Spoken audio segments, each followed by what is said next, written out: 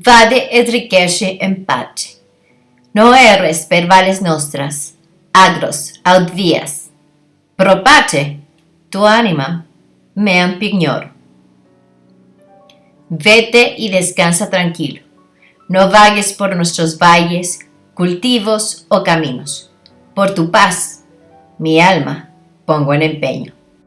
Folclor, magia y religión dan paso al devorador de pecados, personaje de un credo en que se menciona a este sombrío ser, el cual posee la capacidad de absorber los pecados de una persona desvivida y cargar con ellos para que éste no pase por el temido purgatorio. Este rito se practicaba en algunas religiones y regiones de Inglaterra, Irlanda y Escocia, propagándose más tarde por toda Europa a finales del siglo XVIII y XIX. Imaginemos el medievo: enfermedad, muerte, hambre y guerra. Los 4 jinetes del apocalipsis. El quinto, la culpa. Los votos vestales, matrimoniales, de austeridad y pobreza, ya tenían un nuevo compañero. Los votos de alguien que asumía la responsabilidad que la persona a punto de trascender nunca se dignó a hacerlo. Ignorancia, perversidad, indulgencia, daba lo mismo. Al final podías recurrir a este quinto jinete y dejarle todas tus cargas, por la increíble cantidad de 6 peniques y quizás una comida. Nadie querría ahorrarse una vida de excesos y malas decisiones por tan útil servicio. Así que al ser la Iglesia el monopolio de la absolución, esta profesión se volvió cada vez más común y lucrativa, debido a que los solicitantes no tenían que dar mayor explicación al devorador ni pagar sumas exorbitantes por tan necesario auxilio. El principio fue con mendigos, vagos o gente que no le importaba cargar con un crimen más. Adoptaban esta profesión y sin embargo nada pasa desapercibido ante los ojos de la sagrada institución. Así que fueron sacerdotes de la orden jesuita quienes comenzaron a desarrollar estas nuevas encomiendas. En su libro Funeral Customs, Bertram Pucklik publicó la siguiente descripción. Aborrecido por los supersticiosos aldeanos como algo inmundo, el devorador de pecados se aísla de toda relación social con los semejantes, debido a la vida elegida. En un lugar remoto, como lo harían con un leproso, se le considera a este desgraciado asociado con espíritus malignos, brujería, encantamientos y prácticas profanas. Solo se les busca cuando se produce un deceso. Una vez cumplido su propósito, se debe quemar el cuenco y la fuente de madera donde éste ha comido. Todo dio un giro cuando la Iglesia incluye secretamente este tan requerido auxilio entre los muchos beneficios, aunque el costo, la forma y el fondo ya habían tomado otros matices, puesto que estos sacerdotes llegaron a proporcionar una asistencia espiritual que se convierte en un ingreso más en el circo de la fe. Pero ahora, con clientes de élite, incluso de la nobleza, un hechizo disfrazado de piedad. Dejó de costar 6 peniques y encontró la manera de convertirse en una fuente inagotable de beneficios, pues si algo no podemos detener, es el tiempo, y con cada respiración nos acercamos a la transición de lo físico a lo espíritu. Si analizamos el ritual de la comunión con la del devorador de pecados, hay siniestras coincidencias. En ambas hay pan y vino, alimento simbólico de providencia y gracia, cuya ingesta une a lo divino o demónico con esta dimensión. Ambos ritos purifican de pecados por medio de un intermediario, bajo el credo de la transubstanciación, siendo el cuerpo y sangre del profeta Jesús en la comunión, o transmutación de los elementos en una mediación divina para que el devorador cargue con nuestros pecados. En polvo eres y en polvo te convertirás. Una sentencia de vida o de muerte, o quizás de ambas, porque la existencia de la una justifica a la otra. ¿Y cómo te suena el ego te absolvo?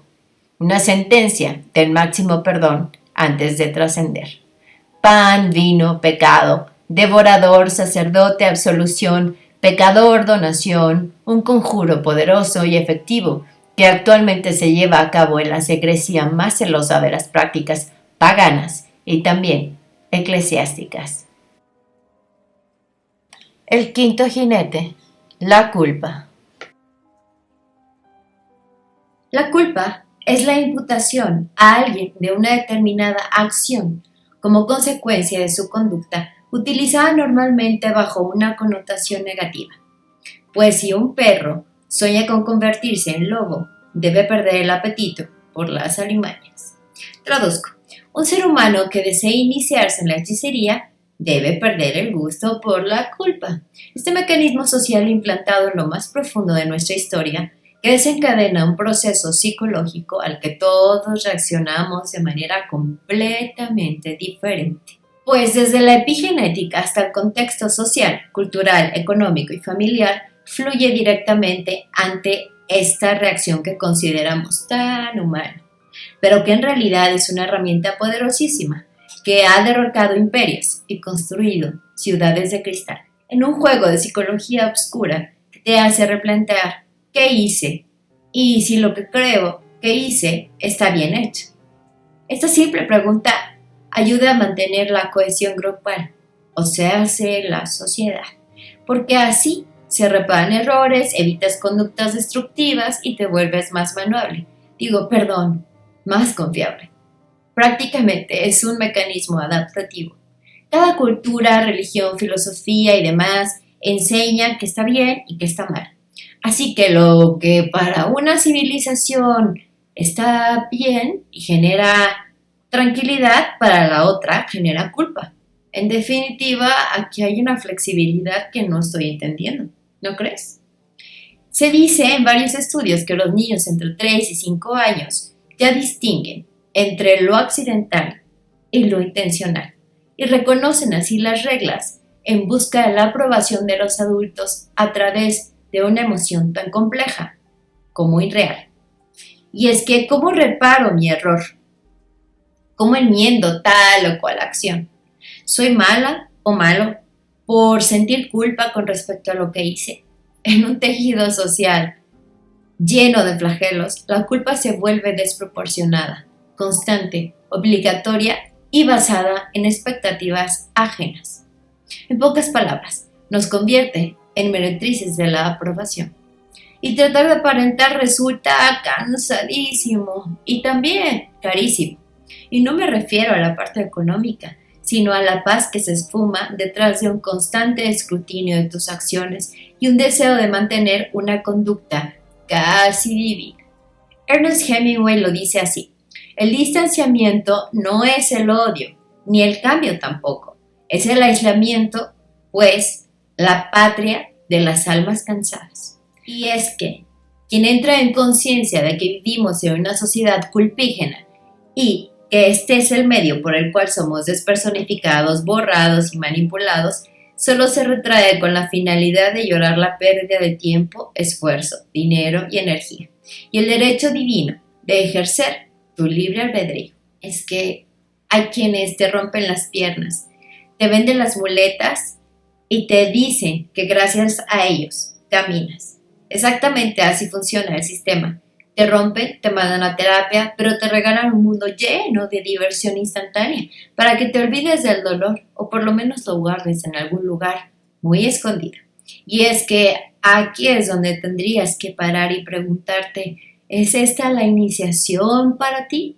Muchos de nosotros hemos tenido que tomar decisiones asertivas, definitivas y letales.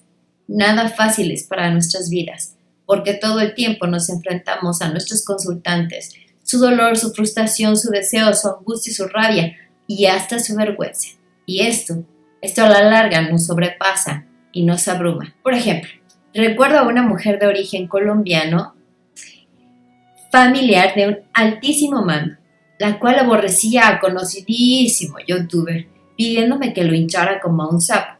Literalmente esas fueron sus palabras. A lo que yo respondí, bueno, ¿y qué ganas con esto?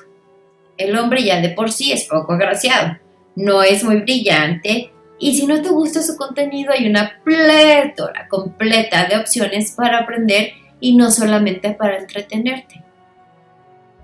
¿No te molesta que haya hablado de mal de ti?, me preguntó. No. La hechicería no fue creada para benditas sin sentido. De esas se encarga el karma. Quizás requiere un empujoncito para agilizar el proceso, pero no voy a aceptar tu caso, ni voy a desplegar mi energía para denunciar acoso, gordofobia y misoginia por parte de este señor. Los seguidores son muy inteligentes y distinguen lo auténtico. Así que cuando el circo se cae, el show se termina y el tiempo está contado. Tic, tac, toc. ¿Sentí culpa? No. El intento de manipulación está siempre presente en estas peticiones y por supuesto que hay una recompensa económica bastante buena detrás. Pero ¿y mi paz? ¿Tiene precio? La evolución de este personaje ni siquiera vale mi pestañear. Sin embargo, cuando se presenta una verdadera injusticia en contra de quien no se puede defender frente a un enemigo inteligente, bien articulado y casi maquiavélico, disfruto muchísimo mi trabajo y me voy directo a la yugular.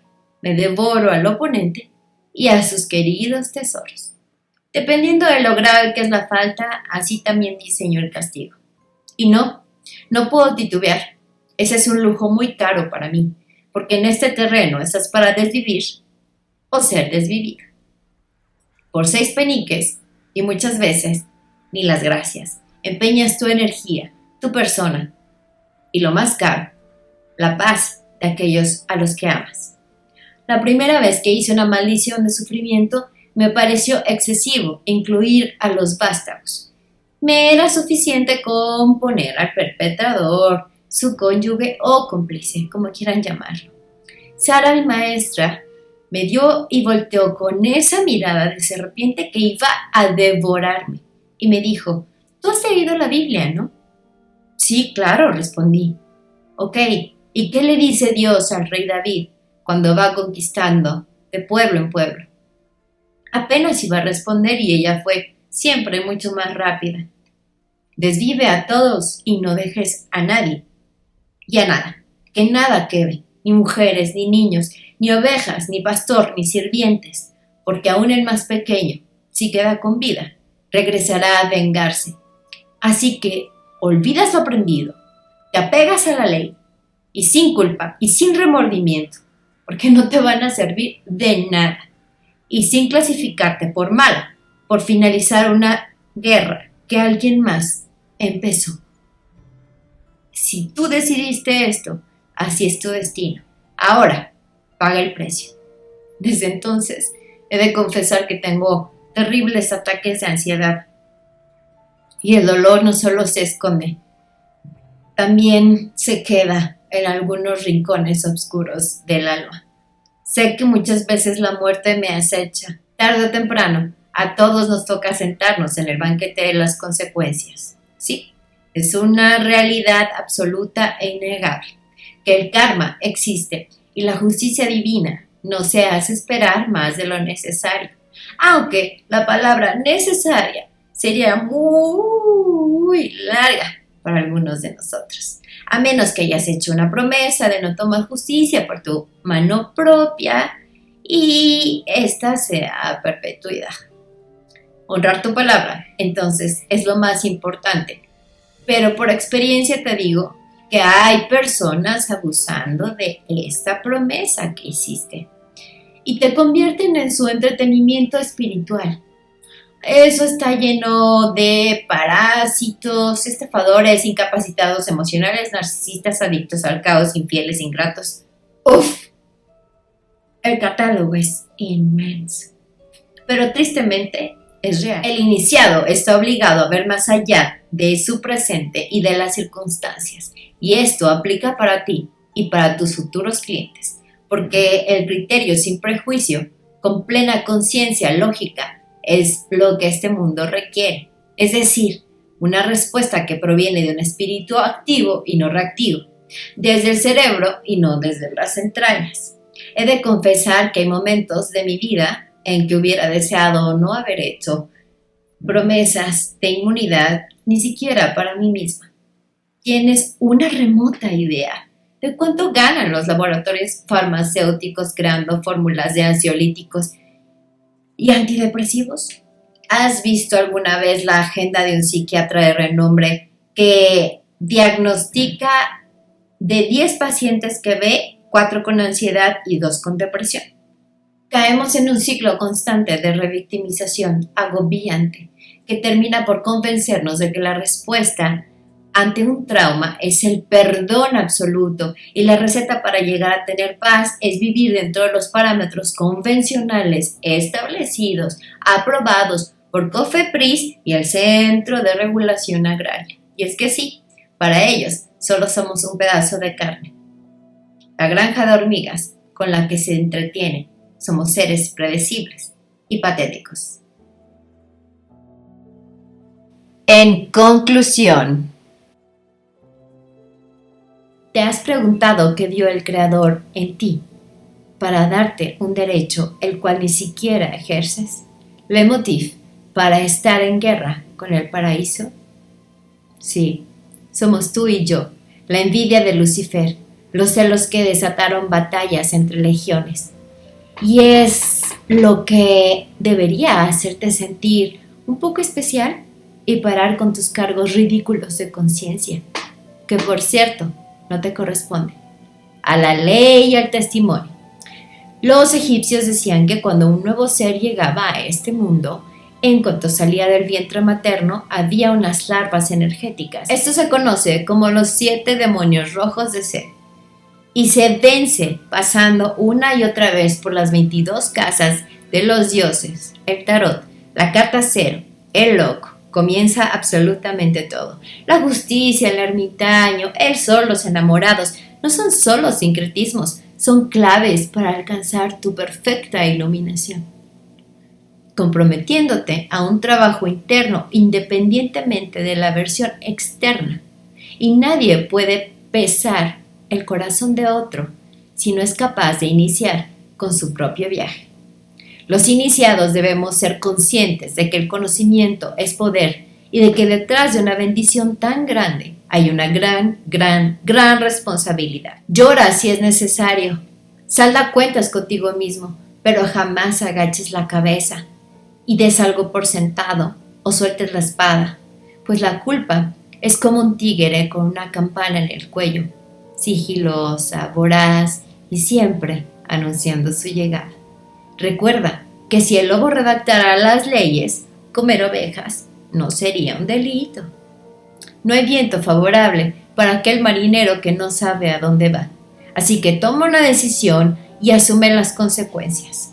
Un alma fuerte no nace en el paraíso, más bien se forja en el infierno. El Creador jamás olvida a los oprimidos, pero no todos sus soldados estamos en templos o en sinagogas predicando de puerta en puerta. Algunos estamos diseñados para ayudar a que los faraones, por fin, caigan. La pregunta es, ¿naciste para hacerlos temblar o para buscar netamente su aprobación? Ejerce tu libre albedrío. El libro La caída de Lucifer. La caída de Lucifer es parte de una saga de fantasía épica, ficción religiosa y mitología moderna. La serie recorre una trama cósmica entre ángeles, demonios, lo divino y lo humano. Los personajes principales son los 3 arcángeles, Miguel, Gabriel y Lucifer. Hasta ahora la saga consta de varias entregas, entre ellas La caída de Lucifer, El hijo de la perdición, El Mesías y El primer juicio. Es una saga ambiciosa con una visión audaz que reta a los límites habituales de la fantasía. No se limita a la magia o a reinos imaginarios, sino que involucra mitología, espiritualidad, conspiraciones y conflicto moral universal. La saga narra un conflicto épico que comienza en el cielo y continúa en la tierra. Al final, culmina en un nuevo orden mundial. ¿Acaso te suena familiar? El origen del conflicto, por supuesto, es la rebelión celestial. Esto establece el corazón de toda la narrativa. Es Lucifer, uno de los ángeles más poderosos y cercanos al Creador, que desarrolla un resentimiento y envidia al sentir que la creación de la humanidad lo desplaza. Esto lo lleva a una ruptura emocional que desencadena una rebelión, provocando una división irreparable, y da inicio entonces la guerra entre el cielo y el infierno. Tras la caída, la humanidad se convierte en el campo de batalla. Los ángeles leales buscan proteger el destino humano, mientras el preferido de Dios reorganiza a fuerzas infernales para sabotear, corromper y destruir a la creación. Junto a las familias más poderosas con secretos milenarios, organizaciones ocultas y conspiraciones políticas y globales. Los eventos angelicales tienen repercusiones directas en gobiernos, religiones y sociedades modernas. Habiendo un líder carismático, manipulando fuerzas obscuras y destinado a desempeñar un papel decisivo en el conflicto del terreno y lo cósmico. Los arcángeles se reúnen en el infierno y convocan a sus propios concilios, así se desencadenan las batallas abiertas entre los caídos y entonces los humanos. Solo los justos encontrarán la fuerza para evolucionar y comprender que somos sujetos activos de la historia, con regalos de origen divino y no objetos desechables de una sociedad que nos escupe, sin piedad y sin ningún otro beneficio. La película El perfume. El libro El perfume de Patrick Süskind se convierte en un hit de la pantalla grande. Le da un enfoque que se centra en la complejidad del carácter de Jean-Baptiste Grenouille y su obsesión por el sentido del olfato, que se convierte en el eje central de su vida y de sus acciones.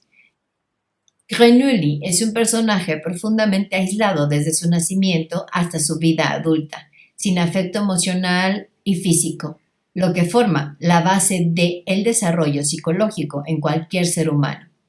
Y ya que carece de estas conexiones humanas significativas, se vuelve en un incapacitado para experimentar amor o cariño, y esto contribuye a su deshumanización y a su deseo de aferrarse a algo que le dé sentido, en este caso, los aromas. La falta de un olor propio o de identidad buscada a través de su talento para percibir y crear fragancias es un intento para llenar el vacío de su existencia. Su obsesión por el perfume perfecto se convierte en una forma desesperada, buscando la validación y el reconocimiento de un mundo que no le ha ofrecido amor ni aceptación. Sus víctimas no sufren solo de un acto de violencia, sino manifestaciones de un deseo de dominar la percepción de los demás. La paradoja entre la genialidad sensorial y la absoluta pobreza emocional. Su figura permite explorar cuestiones como la identidad, la moralidad, la alienación y la tensión entre talento y monstruosidad, sin culpa o remordimiento, un desapego afectivo. No sufre por ser amado, simplemente no lo necesita. ¿Acaso te identificas?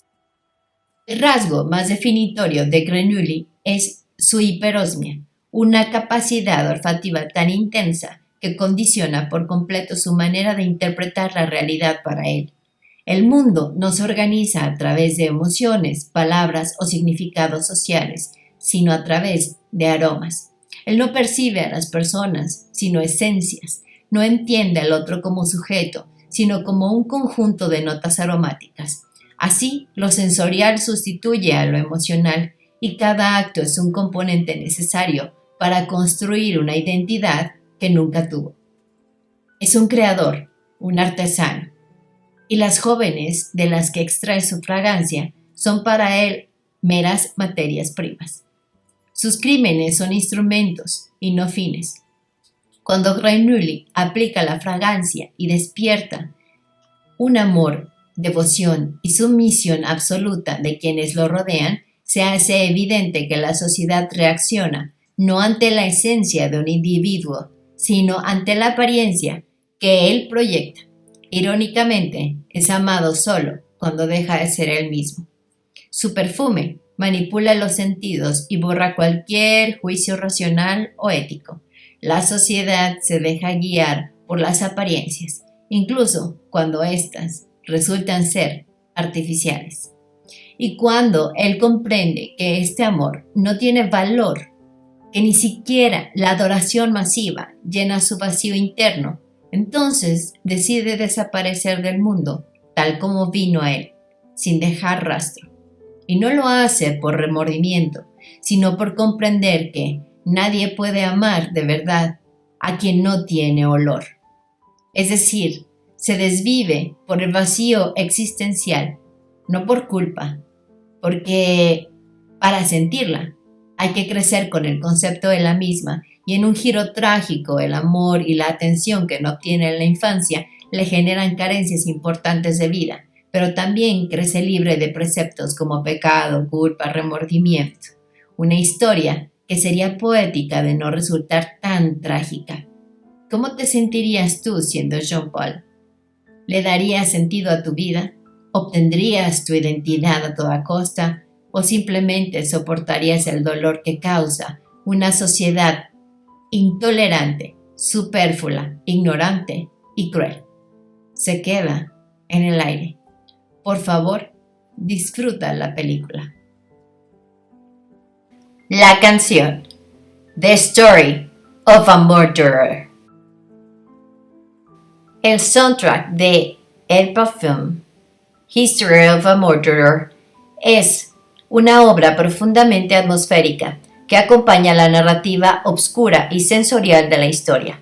La música funciona como una extensión emocional del protagonista, Jean-Baptiste Grenouille, y de su peculiar mundo concentrado en los aromas. La banda sonora busca representar musicalmente lo que no puede verse, los olores.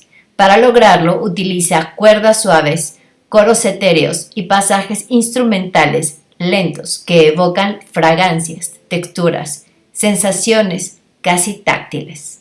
La música no describe acciones, sino sensaciones, emulando el universo interno de nuestro protagonista. El tono en general del soundtrack resulta ser dual, ya que es bello y terriblemente melancólico cuando describe la obsesión estética de Grenouille y oscuro y tremendamente perturbador cuando se acompaña de su frialdad emocional. Los compositores logran un equilibrio entre la delicadeza y la tensión, creando un ambiente que envuelve al espectador. La banda sonora utiliza leitmotivs, efectos musicales que se repiten constantemente, especialmente alrededor de la búsqueda del aroma perfecto. La figura de las jóvenes víctimas representadas con voces corales suaves, la soledad interna de Grenouille expresada con melodías lentas y minimalistas, y los motivos le dan cohesión y hacen que la música cuente una historia paralela. El misticismo de El Perfume llega con la presencia de coros angelicales. Este es uno de sus sellos más distintivos, creando un halo casi religioso, lo que funciona para resaltar la idea de lo divino, perfecto y trascendente. Y se refuerza esta sensación del ritual alrededor del acto de perfumarse. El vacío emocional de Grenouille mediante armonías frías traduce su obsesión en forma estética, aportando solemnidad y misterio a la historia. Elegante, inquietante y etéreo, El Perfume es un componente clave que complementa la atmósfera oscura y envolvente de la película. Un viaje sonoro que captura la esencia de su historia oscura y compleja, convirtiéndose en uno de los protagonistas adicionales a la obra. La pintura, Las lágrimas de Lucifer. Las lágrimas de Lucifer representa el instante en el que el ángel caído no muestra furia, sino dolor. La obra suele centrarse en el sincretismo como un punto intermedio entre su gloria pasada y su destino obscuro. En la imagen, Lucifer aparece con rasgos todavía angelicales, pero heridos. Alas deterioradas, plumas quemadas o arrancadas, piel luminosa, pero agrietada por la caída. Su postura es casi humana, inclinado, arrodillado y con el rostro entre las manos, el cuerpo expresa derrota, revelando un dolor íntimo, profundo, más emocional que físico. La luz es un elemento central en esta obra, un resplandor de lo alto, como un recuerdo del cielo. Ilumina solo parte de su figura, mientras que el resto se sumerge en sombras densas, una dualidad de luz y de obscuridad que simboliza el conflicto interno. Las lágrimas, que dan nombre a la obra, no son simples gotas, a menudo se representan como destellos de luz, hilos plateados o cristales que caen sobre sus mejillas. Son lágrimas pesadas, casi sagradas, que muestran que incluso el preferido de Dios conserva restos de su antigua pureza. Estas contrastan con un entorno oscuro, como si cada una contuviera un fragmento del cielo perdido.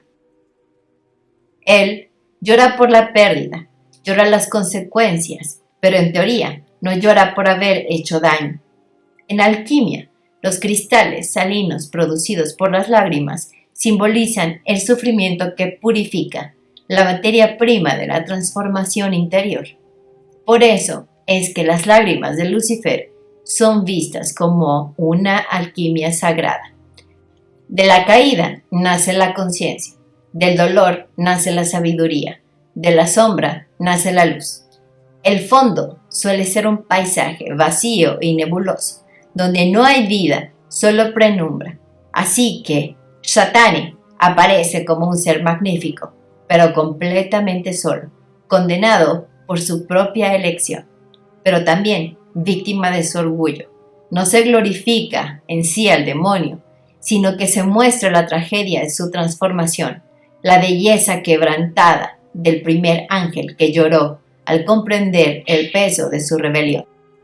La fractura del narcisista, el momento en que el individuo deja de sentirse perfecto, el choque entre la fantasía de omnipotencia y realidad.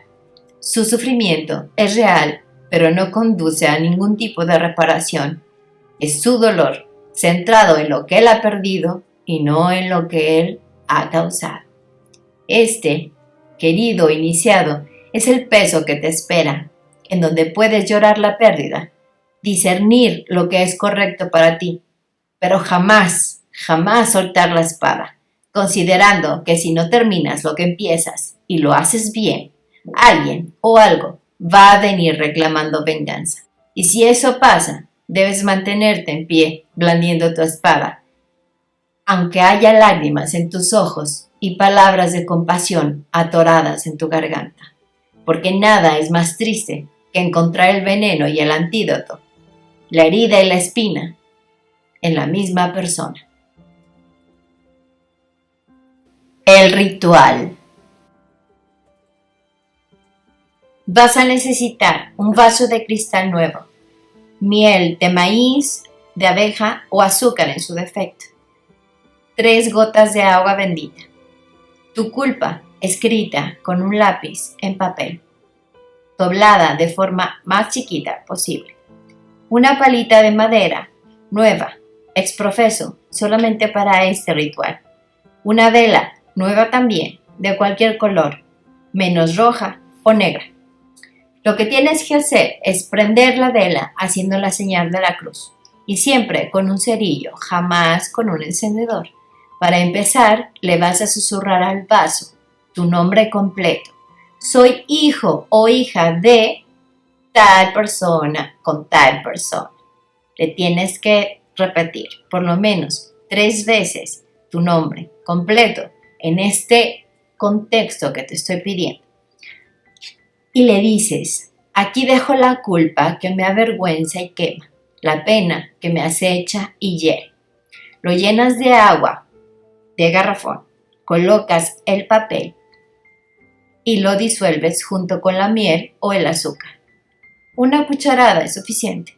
Muévelo con la palita de madera 7 veces a favor del reloj, representando el mundo físico, y 7 veces en contra del reloj, representando el mundo espiritual, repitiendo hacia cada lado. Con miel deshago la hiel de mi angustia.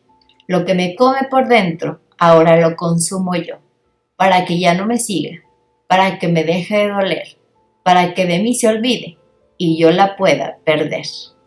Entonces te vas a beber toda el agua, junto con el papelito ya disuelto, así por 3 días. Dejas la vela solo encendida para el ritual y puedes reutilizar lo sobrante para una nueva culpa que quieras expiar.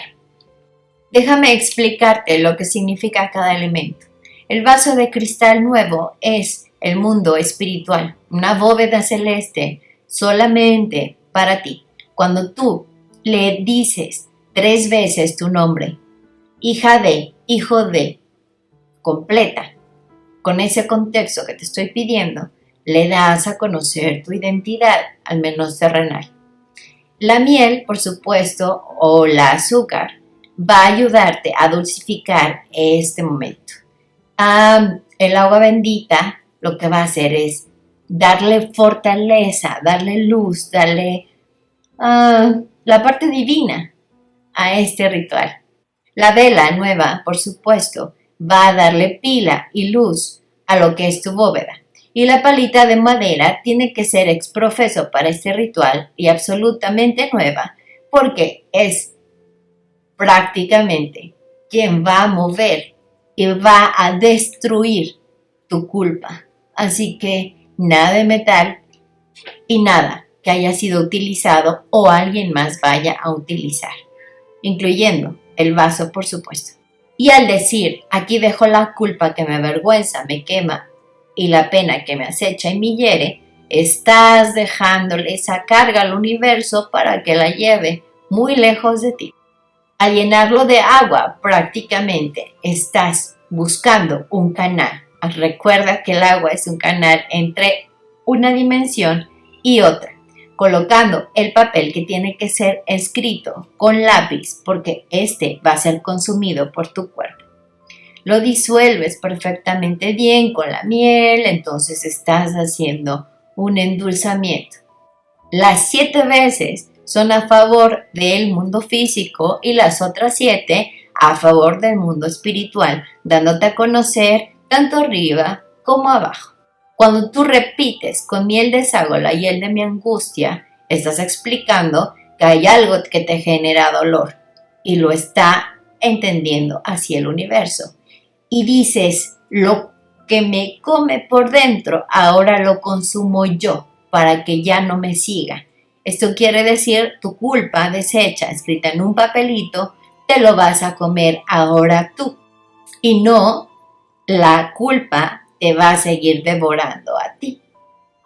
Y le explicas, esto es para que me deje de doler, para que de mí se olvide y por fin yo la pueda perder. Prácticamente eso no necesita explicación. Cuando bebes toda el agua, evidentemente el papelito ya está completamente deshecho. Endulzaste tu pena, endulzaste tu dolor, lo estás bebiendo y entonces el cuerpo hace lo que tiene que hacer de forma alquímica. Convierte eso en orina y desechos. Al carajo o al caño, todo aquello que podría llegar a causarte dolor. Prácticamente es un desahogo, tanto físico como mental, pero mucho más allá. Lleva una carga espiritual muy poderosa. Un ritual que parece muy sencillo en forma y fondo, pero que no lo es. Recuerda que quien te abandonó en el bosque no tiene derecho a saber ni cómo saliste, ni qué te hicieron los lobos.